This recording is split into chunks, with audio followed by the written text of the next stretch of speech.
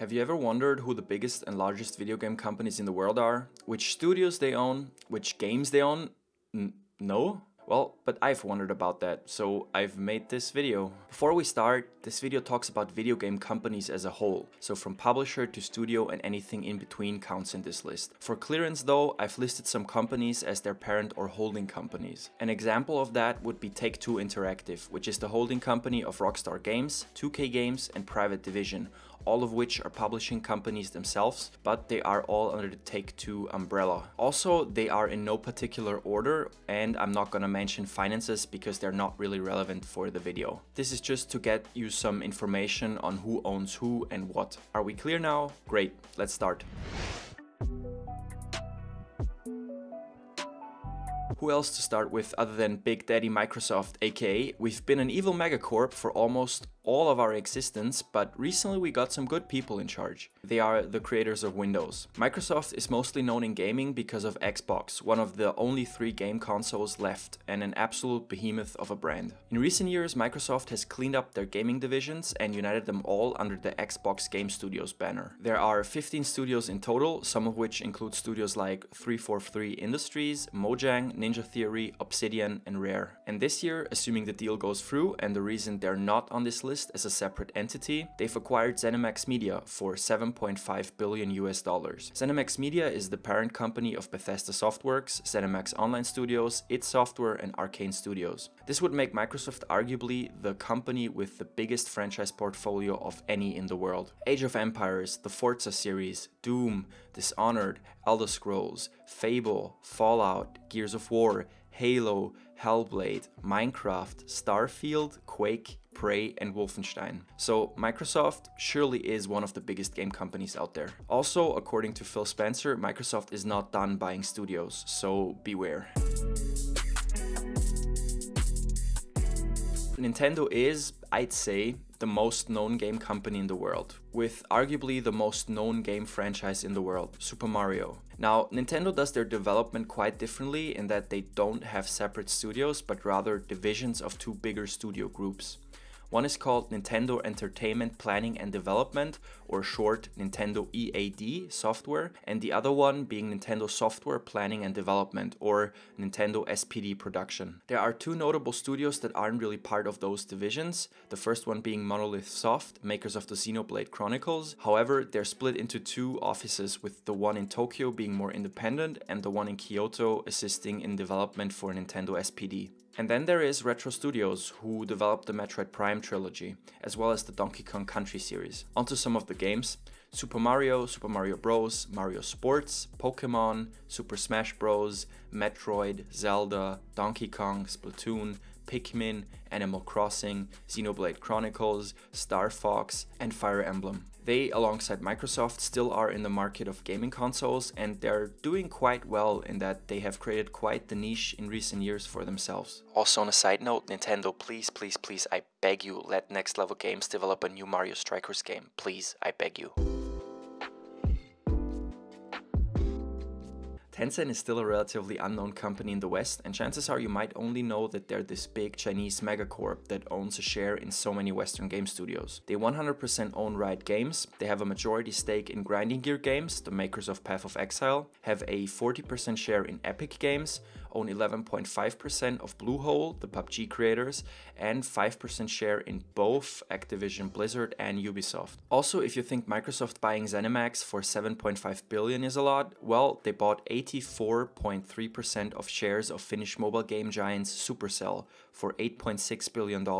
Tencent also invested and/or has shares in Platinum Games, Jaeger, Frontier Developments, Paradox Interactive, and Discord. Some of the notable games include the Runeterra franchise, including League of Legends, Legends of Runeterra, etc., Path of Exile, and that's about it. They might not own the most franchises, but they have shares in a lot of companies, which makes them quite a big influence. Electronic Arts. Probably the most hated company on this list. They've done some pretty shitty things in the past and present. We all know that they've been voted the worst company in America in 2012 and 2013, but when you've got a relatively long Wikipedia page that lists only your biggest controversies, you know you're not the most loved company in existence. A total of over 20 worldwide studios are a part of Electronic Arts, including BioWare, Criterion, DICE, Motive, EA Redwood, and Respawn Entertainment.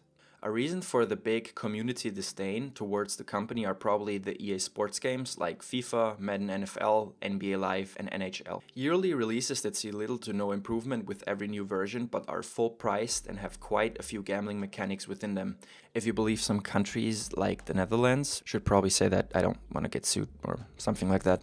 Other notable franchises are Battlefield, that one hyperactive PUBG clone, Sims, Need for Speed, and Titanfall. And they also have a nuclear ton of franchises that they are virtually sitting on and do nothing with. I've made a video on that, check it out by the way after this video. They have the license from Disney to make Star Wars games at the moment as well. Speaking of hated game companies, the makers of the Unreal Engine, as well as the worst game launcher since Jesus sipped that whole bottle of wine, if you believe some people on r/PC gaming. Epic's unbelievable success with Fortnite catapulted them into the stratosphere. Before that, they were the industry leader in game engines, but now they've decided to really give it a go at publishing as well. While they don't have the huge list of studios like any of the aforementioned companies, they do however have something called PC exclusives. This year they've gotten Remedy Entertainment, Playdead, and Gen Design under their publishing wing. They also fully own Psyonix, the developers of Rocket League. So they own the Unreal Engine, Fortnite, Rocket League, and Unreal Tournament. The winner of the 8th generation of consoles, Sony has a huge portfolio of franchises and studios. They are all grouped under the Sony Interactive Entertainment umbrella. Guerrilla Games, Insomniac Games, the Japan, London, Santa Monica, and San Diego studios, Naughty Dog, and Sucker Punch. The PlayStation really has a huge portfolio of games. Uncharted, The Last of Us, God of War, Demon's Souls, Bloodborne, Infamous, Marvel's Spider-Man, Ratchet & Clank, Killzone, Horizon, and Gran Turismo are all part of Sony.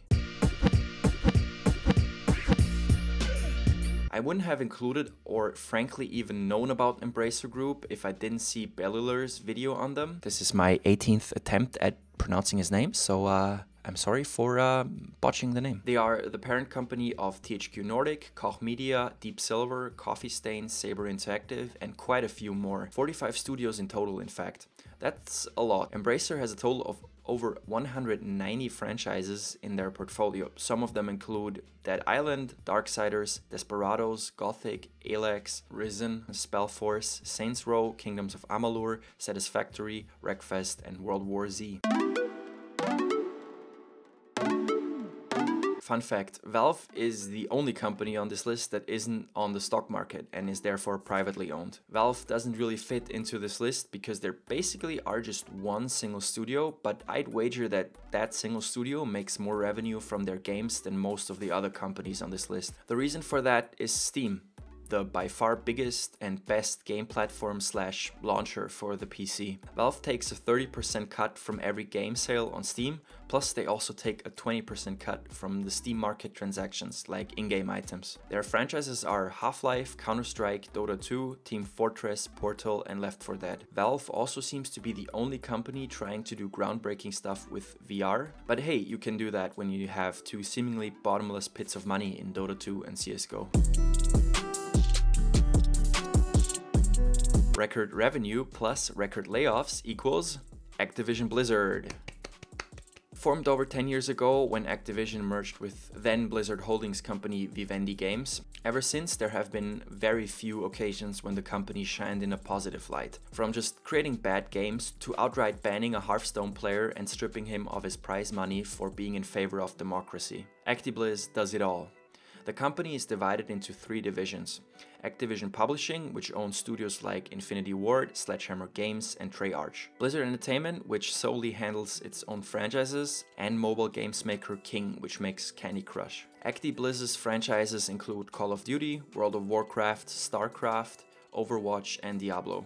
The company also has 2 franchised esports leagues with quite hefty buy-ins in OWL and the CDL.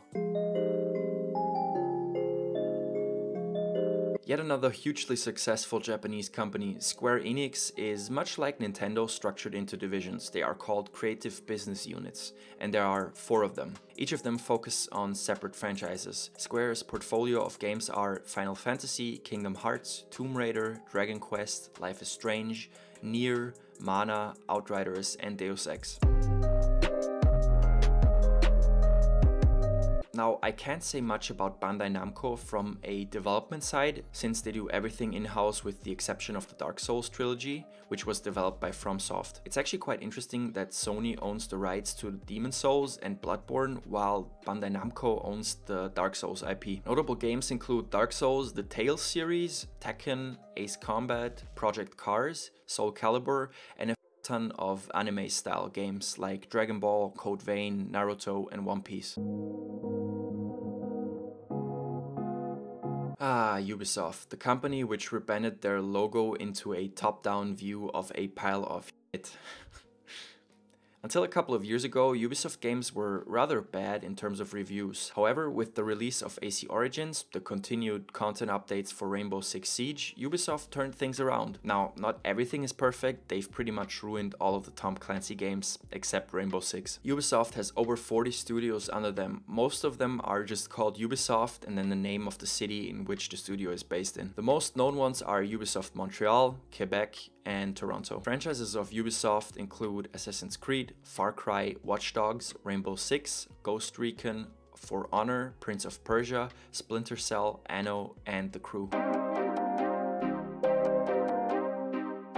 Not that many people know of Take-Two Interactive and who they are, I think at least. Rockstar Games was initially created as a publisher because Take-Two Interactive had acquired the assets of then Grand Theft Auto developer BMG Interactive. 2K Games was established as a publisher after Take-Two had bought American game development company Visual Concepts. In 2017, they announced the formation of a third publisher titled Private Division. All of the 3 publishers have their own game studios. Notable games include Grand Theft Auto, Red Dead Redemption, BioShock, Civilization, Mafia, NBA 2K, WWE 2K, XCOM, Kerbal Space Program, Max Payne, and LA Noire. So Warner Bros. Games are quite the matryoshka doll. Warner Bros. Games is actually called Warner Bros. Interactive Entertainment, which is a subsidiary of Warner Bros. Home Entertainment, which itself is a subsidiary of Warner Bros., also just known as Warner Bros. Entertainment. That Warner Bros. Entertainment is a subsidiary of Warner Media, which was formerly known as Time Warner before it finally got bought by AT&T in 2018. So technically, if I'm including Embracer and Take-Two in here, I should probably call this part AT&T Games, I guess. Some notable studios include Avalanche Software, Monolith Productions, NetherRealm, Rocksteady, and all of the WB Games studios themselves. WB Games is known for the Batman Arkham series, Middle-earth, Mortal Kombat, Fear, and the LEGO series. Now, I have to be honest here, the only reason why I included Konami in this list is because they used to be a big publisher, and in 2015, after the release of Metal Gear Solid 5, the company shifted its focus towards mobile gacha games, which supposedly was also the reason why Hideo Kojima left the company. Ever since then, bar the yearly PES release, they've made a Yu-Gi-Oh! And Castlevania port for mobile. They also own the Silent Hill IP. Talk about another blast from the past. Sega. Well, technically Sega Sammy Holdings is nowadays known for its strategy games. Sega owns studios like Creative Assembly, Amplitude, and Relic Entertainment. Sonic the Hedgehog is probably their most internationally known IP, with others being Total War, Football Manager, Homeworld, Endless Space, Endless Legend, Yakuza, Shenmue, Phantasy Star, and surprisingly they still own the rights to Bayonetta, even though they didn't want Platinum Games to make a second game, but Nintendo stepped in and helped with funding of the game. That's the reason why Bayonetta 2 was a Wii U/Switch exclusive, by the way.